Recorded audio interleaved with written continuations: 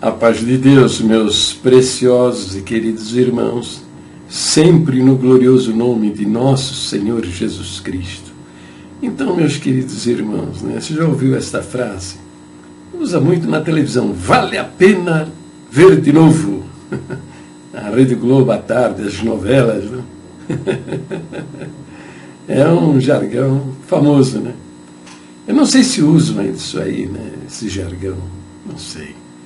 Mas me lembro de ter visto aí alguns anos atrás, né? Vale a pena ver de novo. E eram as novelas anteriores que eram repetidas, né? Então, meus opositores, eles me acusam, né, de não crer na Bíblia, desqualificar a Bíblia,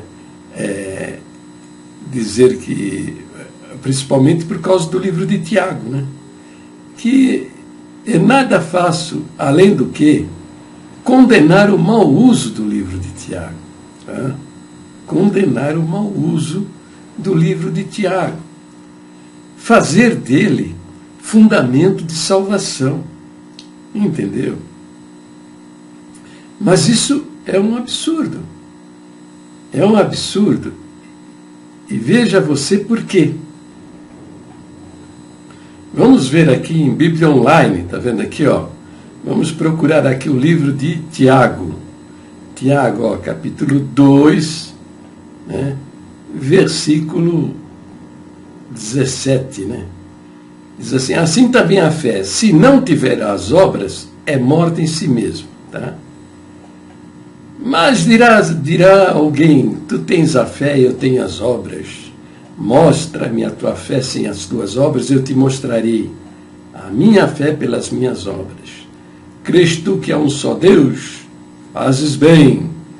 Também os demônios o creem e tremem. Mas, ó homem vão, queres tu saber que a fé sem as obras é morta? Depois diz, porventura o nosso pai Abraão não foi justificado pelas obras, quando ofereceu sobre o altar o seu filho Isaque? Então veja. Bom, então eu quero fazer aqui ainda algumas observações, tá? Para negar que a salvação é somente pela fé, ele desqualifica também a fé. Desqualifica a fé como suficiente para salvar o homem. E ele usa um argumento para tal finalidade. Ele, no verso 19, você lê lá, ó, tu crês que há um só Deus? Então, crença, fé. Está falando de fé, né? Tu crês que há um só Deus? Fazes bem. Então, aqui está o argumento falso, porque ele diz, também os demônios o creem e estremecem. Também os demônios creem e estremecem. Então, com esse verso, ele está desqualificando a fé como suficiente para salvar o homem. Agora, eu pergunto para você, presta atenção. A salvação foi feita para demônios? Hein? A salvação foi feita para demônios ou foi feita só para os homens? É para demônios ou é para homens? Vamos ver o que diz a palavra de Deus sobre a situação dos demônios. Vamos dar uma olhada novamente na Bíblia Online, né? Vamos procurar aqui, ó, o livro de Judas. O livro de Judas. É o último livro da Bíblia. Judas, apóstolo, não Judas o traidor, o Iscariotes que se enforcou, né? Judas, apóstolo.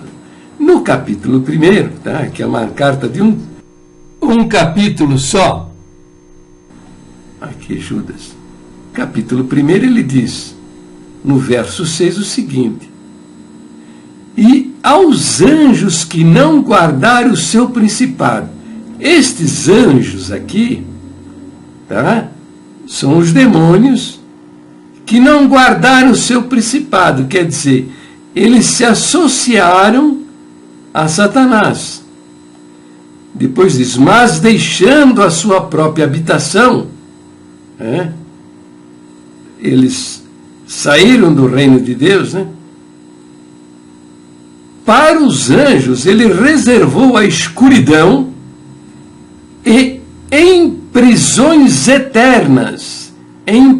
eternas, até o juízo daquele grande dia. Está entendendo? Quer dizer, os demônios, eles podem acreditar à vontade. É capaz até de acreditarem mais em Jesus Cristo do que você que está vendo esse vídeo. É capaz, eu não sei como medir isso, né? Eu não sei, mas eles viram, né, o Senhor. Eles viram, né, o Senhor e tentaram-no, agiram contra ele, aliciaram pessoas contra ele, tudo, né? Entendeu? Deve ter uma fé maior do que a vossa ou do que a minha. Mas não adianta nada. Outra coisa também eu quero observar no livro de Tiago é o seguinte, ó. Tiago, ele diz aqui, ó, mas, ó homem vão. Homem vão. O que é um homem vão? É um homem oco, falso, um homem falso, um homem sem fundamento, um homem contrário à realidade, um homem mentiroso. Esse é o homem vão. Quem é então que ele está dizendo que são estes homens vãos? São aqueles que pregam que a salvação é sem o concurso das boas obras. Aqueles que pregam que a salvação nada tem a ver com obras. Tá? Aí ele apresenta então, porventura o nosso pai Abrão não foi justificado pelas obras quando ofereceu sobre o altar o seu filho Isaque? E no 22 ele fala, bem vês que a obra cooperou, que a fé cooperou com as suas obras, e que pelas obras a fé foi aperfeiçoada. Quer dizer, a obra que aperfeiçoa a fé, não é a fé que aperfeiçoa a obra. Então, veja, se você não interpretar com cuidado esses versos, você vai usar os versos de Tiago para desqualificar o apóstolo Paulo e para desqualificar o Senhor Jesus. Entendeu? Então, consulta o dicionário de língua portuguesa. Tá? Está lá escrito, ó, vão, é um adjetivo, significa vazio, oco. Quer dizer, se você interpreta mal esse verso, você está dizendo que o apóstolo Paulo e o Senhor Jesus foram homens vazios, homens ocos, homens inúteis, homens sem valor, homens que pregam ilusão, sem fundamento, homens fúteis, homens frívolos, homens que se vangloriam, homens falsos, homens ignorantes, homens ineficazes. Entendeu? Ele está contradizendo neste verso o ensino do apóstolo Paulo. Porque Paulo, né, no livro de Romanos, vamos ver aqui novamente, ó, procurar o livro de Romanos, capítulo 4, né, ele fala sobre Abrão. Verso 1, que diremos, pois, ter alcançado Abrão, nosso pai segundo a carne? Porque se Abrão foi justificado pelas obras, tem de que se gloriar, mas não diante de Deus. Então veja, aqui quebra o ensino de Tiago na espinha, né? Tá? Porventura, o nosso pai Abrão não foi justificado pelas obras quando ofereceu sobre o altar o seu filho Isaque? É isso que Tiago está dizendo. E Paulo está dizendo, né? Porque se Abrão foi justificado pelas obras, tem de que se gloriar, mas não diante de Deus. Porque, pois, que diz a Escritura? Aqui, Paulo está se reportando ao episódio lá do Velho Testamento, do livro de Gênesis, né? Livro de Gênesis, onde... Então vamos ver o episódio de Abraão, né? Lá, vamos abrir Bíblia online, vamos ver o livro de Gênesis. Então lá no Velho Testamento, livro de Gênesis. capítulo 15. Observa. Depois destas coisas veio a palavra do Senhor a Abraão em visão, dizendo: Não temas, Abraão, sou teu escudo, teu grandíssimo galardão. Então disse Abraão ao Senhor: Senhor Deus, que me has de dar, pois ando sem filhos, e o mordomo da minha casa é o Damasceno Eliezer? Disse mais Abraão: Eis que não me tem dado filhos, e eis que o nascido da minha casa será o meu herdeiro. E eis que veio a palavra do Senhor a ele, dizendo: Este não será o teu herdeiro, mas aquele que das tuas entranhas sair, esse será o teu herdeiro. Então o levou para fora e disse: Olha agora para os céus e conta as estrelas, se as pode contar. E disse-lhes: Assim será a tua descendência. E o que diz aí? E creu ele no Senhor, e o Senhor imputou-lhe isto por justiça. Quer dizer, Abraão foi justificado diante de Deus, foi considerado justo, não é por causa de alguma coisa que ele tinha feito, porque nesse tempo não existia lei, não existiam mandamentos, nada. Moisés recebeu a lei e as ordenanças no Monte Horebe 2.500 anos, 2.000 anos, 3.000 anos depois de Abraão. Então Abraão foi justificado diante de Deus, não foi por coisas que ele tenha feito, mas porque ele creu no Senhor. Ele era velho, um homem velho, com mais de 90 anos. A sua mulher já tinha cessado o costume das mulheres. Era uma mulher velha também. E ele creu que Deus poderia gerar filhos para ele, e que seria uma nação numerosa, como as areias, os grãos de areia do deserto, e como as estrelas no céu. E veja no livro de Hebreus, o que está escrito no livro de Hebreus, capítulo 11, aqui, ó. Ora, a fé é o firme fundamento das coisas que se esperam e a prova das coisas que não se veem. A fé é o firme fundamento, não são as obras, porque por ela os antigos alcançaram testemunho. Pela fé, Abraão ofereceu a Deus maior sacrifício do que Caim, pelo qual alcançou o testemunho de que era justo. Abel apresentou um testemunho de confiança, de fé diante de Deus. Mas Abel foi fazer o quê? Apresentou diante de Deus as coisas que ele havia feito. Enoque foi transladado para não ver a morte. E não foi achado porque Deus os transladara por obra, não. É pela fé. E diz, sem fé é impossível agradar a Deus, porque é necessário que aquele que se aproxima de Deus creia que Ele existe e que é galardoador daqueles que o buscam. E fala o capítulo inteirinho a respeito da confiança, da fé, que nada tem a ver com obras.